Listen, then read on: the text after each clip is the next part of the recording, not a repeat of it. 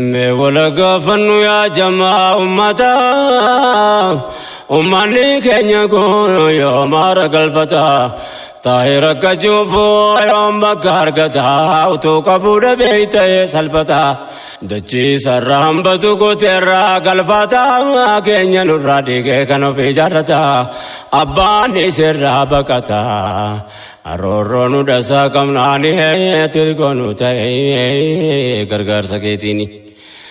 Ba'aan deemaa dhufee nuti tarkaanfannaa na durgaa farakkinaa ollaattee baqannaa har'a duwwiin horiin bitee nutti naynaan dulmiin daangaan qabnee nurratti hojjetamnaan ganama taabnee galgala saamamna manaa gabbaqannaa alaa ol baqannaa hin dhaabnu dhaabbannu yoomteenyee boqannaa dubbiin kun formaata dhabnaan dara hin jabaachuu yaqiinii atirgoo nu tahee gargaarsa keetiini.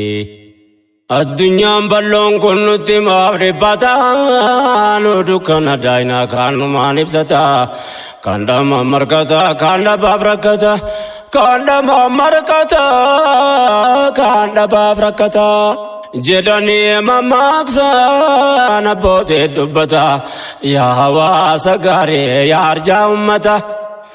Arjaa kenneen qubne seenaa kee mul'ata qubsumni kee tolee miidhagaa bal'ata ambataarratti galfata nu dhiifne jaallallaanii atirgoo nu ta'ee gargaarsa keetiini.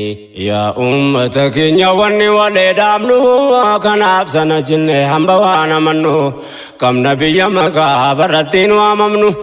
Bakkatti banne sanoofa barbaadannu yeroo nu gamtoomne mala wal gaafannu sanyii filatamaa akka qopheeffannu arfaasaansaa amma yeroon facaafannu dhimma biyyoomaa irratti dhaabbanne hin daawwannu rabbitti hirkanne acha tarkaanfannu gamtoomne hirmaannaan boritti hin qaanfannu egeree barrumaa yaannu waan rabbiin nu laaffiseenii atirgoo nu ta'ee gargaarsa keetiini. Rakkoo amman furamin dhaloota baadhata dhukkuba fiidawaa abbaa barbaadata abbaa bu'aa kaakuun ilmaan hin gaafata gaafiin gaafii ta'e maaliif tarkaanfata dhalootatti hin taanu gaafata yoo ilaaheen jedhee nurratti dhaabbata. Gamtoomlee bobbaanan karaa gabaabbata uummata miidhamee rabbi gargaarrata argachuuf teenya formaata gamtoomlee tattaafannaanii atirgoo nu ta'ee gargaarsa keetiini. Ol nu qabi yaa rabbi mootii duniyaatiin atirgoo nu ta'ee gargaarsa keetiini. Ol nu qabi yaa rabbi mootii duniyaatiin atirgoo nu ta'ee gargaarsa keetiini. Miidhamaan gargaarsa rabbii guddaa qaba namni humna ta'eef laafaan kamuu jaba kadhannaan du'aayin isaas mustajaaba. Wanni nama miidhu umriinsaa gabaaba tattaafannaan rabbitu gargaaree ol qaba namni rabbiin hirkoo maal dadhaba nu gargaara rabbiin jabaan hirkoosa taasifannaanii atirgoo nu ta'ee gargaarsa keetiini.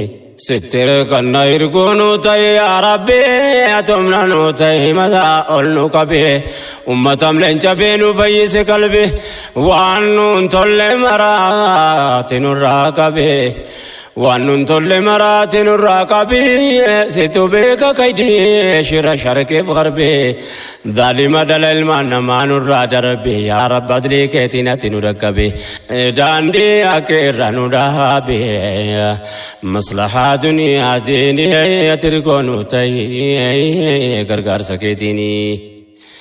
Atirgoo nu ta'ee yaa gooftaa jabbaaru harka wal qabatee warra waliin waaru namni atirgoo taateef gonkumaan khasaaru ummata diigame rabbiin nuuf hajaaru warra waliif yaadu rakkoo wal gargaaru. Rabbi nu haa taasisu hamtuu nu haa baraaru aduwwi ilmaan namaa akka nurraa qaaru kan ummata miidhee gammadee bohaaroo yaa ilaahi keetii faaroon shirrii nurratti hin dhiisnee tirkoonuu ta'ee gargaarsa keetiini. Igiriin dhaloota ruma mul'ata yoo har'angoo labiin bor ilmaan eeggata. Jecha kana caalaa nama naaf hubata yaa hawaasa bal'aa godaana ummata. Ilmaan keenya gayoom godaansaaf dhalata. Dhalate rakkate dhiiseerraa baqata. Rabbiin nuuf kennee furmaata. Rahmatummaa keessan ani tirkoonuu ta'ee gargaarsa keetiini.